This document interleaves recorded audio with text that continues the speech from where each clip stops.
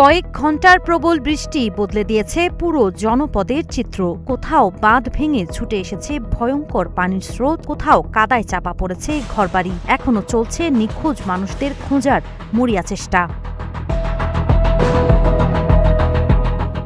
দক্ষিণ চীনের গুয়াংজি অঞ্চলে ভয়াবহ বন্যায় মৃতের সংখ্যা বেড়ে ৩৯ জনে পৌঁছেছে।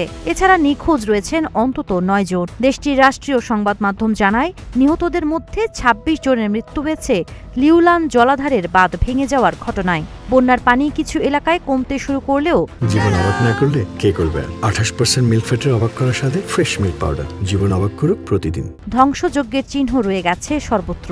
উদ্ধারকর্মীরা রাবার বোট ও বড় ড্রোন ব্যবহার করে দুর্গতদের কাছে খাবার ও জরুরি ত্রাণ পৌঁছে দিচ্ছেন। অন্যদিকে ক্ষতিগ্রস্ত বাসিন্দারা বাড়িঘর পরিষ্কার ও স্বাভাবিক জীবনে ফেরার চেষ্টা করছেন।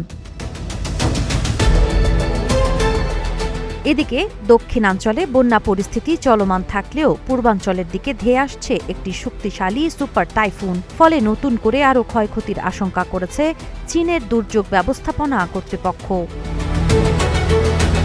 সাবা খান, নাগরিক প্রতিদিন।